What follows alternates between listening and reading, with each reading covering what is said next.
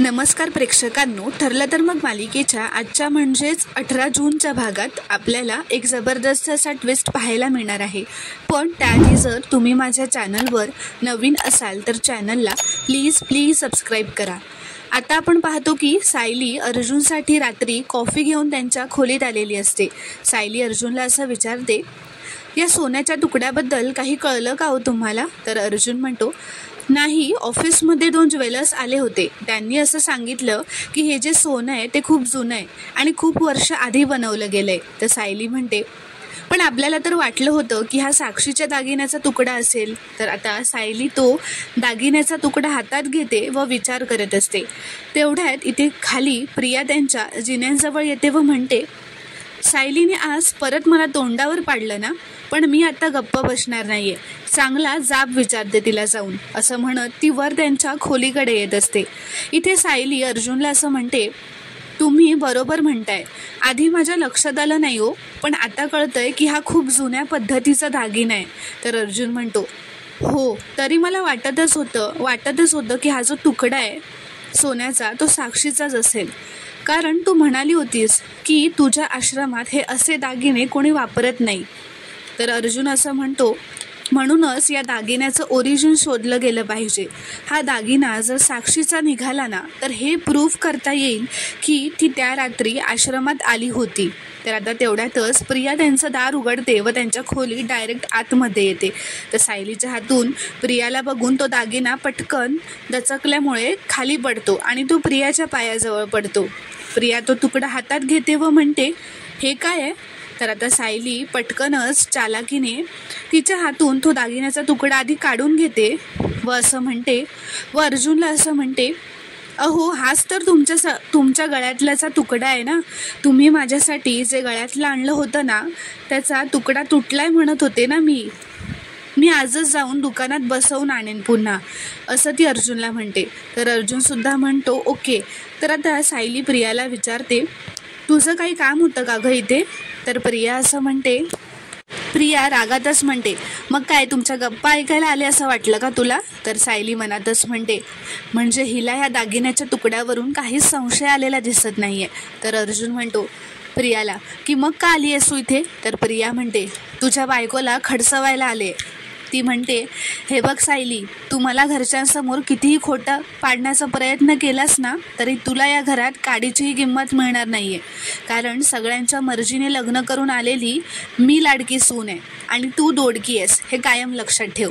तर सायली म्हणते, प्रिया, आज जे काही घरात झालं ना, त्याच्यावरून तू आता असा विचार कर की आपल्या घरातल्यांना आता खऱ्या खोट्यातला फरक कळायला लागलाय। तुझं खरं रूप जेव्हा सगळ्यांसमोर येईल ना, तेव्हा तुझी काय अवस्था होईल याचा जरा तू विचार कर जास्त, मग तेव्हा लाडकीची दोडकी व्हायला वेळ लागणार नाहीये। तर आता तेवढ्यातच खालून प्रतापचा आवाज येतो। तो असं म्हणतो, अरे रविराज, प्रतिमा, या। तर सायली म्हणते, रविराज काका, प्रतिमा आत्या आलेत वाटतं, चला खाली जाऊयात। तर प्रिया आता हे ऐकून मनातच म्हणते, आता किल्लेदार इथे कशाला तडमडला, त्याला अर्ध्या मेंदूला सुद्धा घेऊन आलाय सोबत। तर आता सायली प्रियाला असं विचारते, तुझे आई बाबा आलेत ना खाली, त्याचा विचार कर, का ते आल्याचा आनंद दिसत नाहीये तुझ्या चेहऱ्यावर? तर प्रिया म्हणते, का होऊ नये आनंद, व खोटं हसतच म्हणते, आई बाबा आलेत माझे, चला खाली, असं म्हणत आता ते तिघंही खाली जातात। प्रतिमा, रविराज व सगळे सुभेदार हॉलमध्ये बसलेले असतात। रविराज अस्मिताला कॉंग्रॅच्युलेशन्स करतात व म्हणतात, अगं, फक्त तुझ्यामुळे सुभेदारांच्या घरात हा आनंदाचा क्षण आलाय अस्मिता। प्रतिमा अस्मिताला म्हणते, अस्मिता, आता तुला जे काही खावं पिवंसं वाटेल ना, लगेच मला येऊन सांगा। तर अस्मिता म्हणते, हो आत्या, नक्की सांगेन। तर प्रतिमा म्हणते, तसं इथे तुझी काळजी घ्यायला सायली आहेस म्हणा। तर प्रियाला तर हे ऐकून राग येतो। ती म्हणते, आई, मी सुद्धा आहे, नाही म्हणजे मी आता अस्मिताला काहीच कमी पडू देणार नाहीये। तर आता रविराज असं म्हणतो, अर्जुन, अरे मी कोर्टातून निघून तुला भेटणारच होतो, खूपच सुंदर आर्ग्युमेंट केलंस हा तू कोर्टात। म्हणजे स्वतःचा मुद्दा व्यवस्थित मांडलास, पण सरकारी वकिलाचा मुद्दासुद्धा व्यवस्थित खोडून टाकलास हा. त्यामुळे वर्डिंग्स तुझ्या बाजूने लागलं.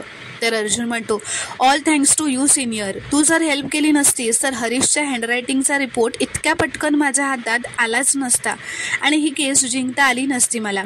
तर आता रविराज म्हणतो, अरे आपण ही केस जिंकावी म्हणून लागेल ती मदत मी करणारच होतो. तर प्रिया मनातच हे ऐकून म्हणते, आपण केस जिंकावी असं म्हणाला हा किल्लेदार. आता अर्जुनला इतकी ॲक्टिव्ह मदत करायला लागलाय, हे खूप डेंजरस आहे.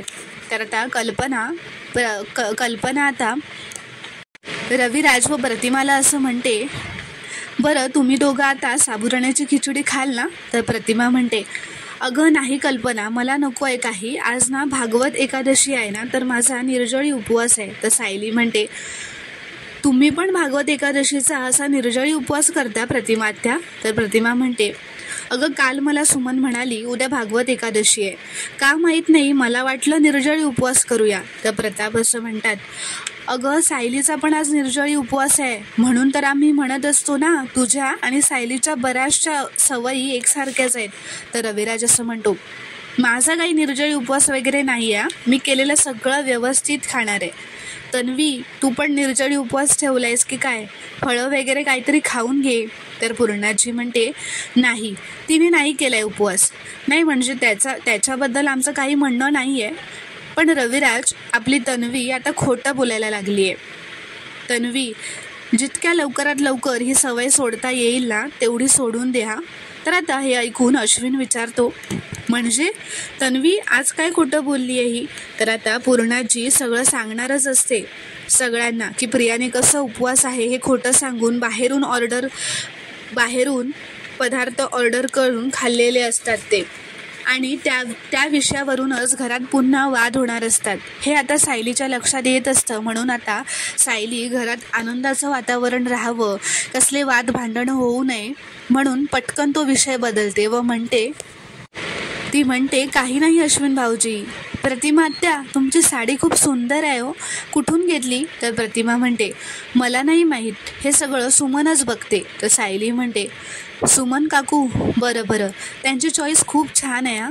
तर आता असा विषय बदलून आणि भांडणं न होऊ देता सायलीनेच प्रियाला तिच्या खोटेपणाला सावरून घेतलेलं असतं. तर आता रात्री सायली व अर्जुन त्यांच्या खोलीत येतात. अर्जुन आता सायलीला असं म्हणतो, तू खाली टॉपिक चेंज केलास ना, ते आलं माझ्या लक्षात, पण का केलंस असं. And I am very sure काहीतरी सिरियस घडलं असेल.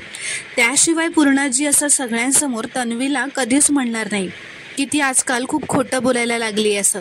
तर सायली म्हणते, झालं होतं काहीतरी नेहमीसारखंच, तुम्ही नका ना यात पडू. आणि मी मगाशी म्हणाले ना, सगळ्यांना खऱ्या खोट्यातला फरक दिसायला लागलाय आणि तुमची बायको पण काय आता गप्प बसणार नाहीये. प्रियाची सगळी कारस्थानं तिथल्या तिथे उघडी पाडते एवढंच. तर अर्जुन म्हणतो, माझ्या बायकोची हुशारी मी मगाशी पाहिलीच आहे. जेव्हा सोन्याचा जो तुकडा तन्वीच्या हातात होता तेव्हा मी खरंच खूप घाबरलो होतो हा सायली, पण तू परफेक्टली मॅनेज केलंस. तर सायली म्हणते, आता एवढी हुशारी तर मी दाखवायलाच हवी ना, ॲडव्होकेट अर्जुन सुभेदारांची बायको म्हणून शोभायला हवं आहे ना मला.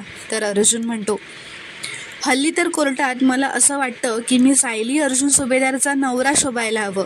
तर आता असं म्हणून ते दोघेही एकमेकांचं कौतुक करत असतात. सायली म्हणते, बरं आता एकमेकांचं कौतुक राहू द्यात, त्या दागिन्याच्या तुकड्याचं प्रियाला संशय आला नाही ही महत्त्वाची गोष्ट आहे ना. बरं तुम्ही तो सोन्याचा तुकडा भिंगातून बघितलात का. तर अर्जुन म्हणतो, मी ॲक्च्युली तेच करणार होतो गं, पण जे ज्वेलर्स आले होते ना माझ्या ऑफिसमध्ये त्यांनी ऑलरेडी ते केलं आहे आणि त्यांनी एक दगड आणला होता, त्यावर घासूनसुद्धा पाहिलं आहे ते. तर सायली म्हणते, पण त्यांच्याकडे अर्जुन सुभेदारांची नजर नाही आहे ना, त्यांना फक्त सोनं दिसलं असेल.